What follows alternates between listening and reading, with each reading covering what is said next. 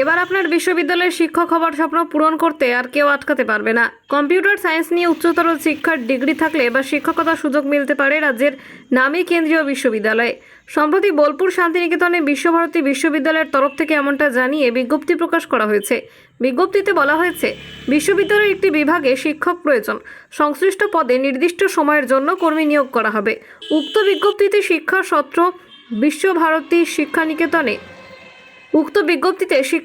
বিশ্বভারতী শ্রীনিকেতনে ইংরেজি, প্রাচীন ভারতীয় ও বিশ্ব ইতিহাস, বাংলা এবং গণিতের অতিথি শিক্ষক পদের জন্য আবেদনপত্র আহ্বান জানানো হয়েছে।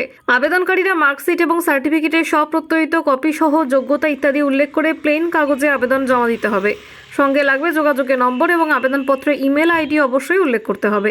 আবেদনকারী একটি পাসপোর্ট সাইজের ছবি আবেদনের সাথে লাগিয়ে দিতে হবে।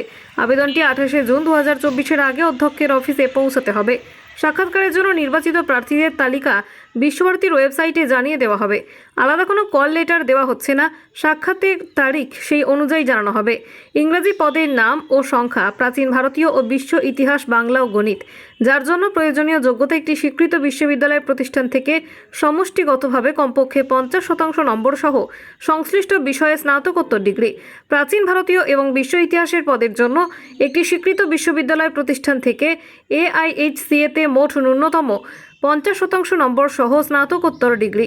স্বীকৃত বিশ্ববিদ্যালয় থেকে সংশ্লিষ্ট পদ্ধতির বিষয়ে BEd বা সমমানের ডিগ্রি। উদ্দেশ্যের জন্য NCTE দ্বারা প্রণীত নির্দেশিকা অনুসারে CBSE দ্বারা পরিচালিত কেন্দ্রীয় শিক্ষক যোগ্যতা পরীক্ষায় পাস।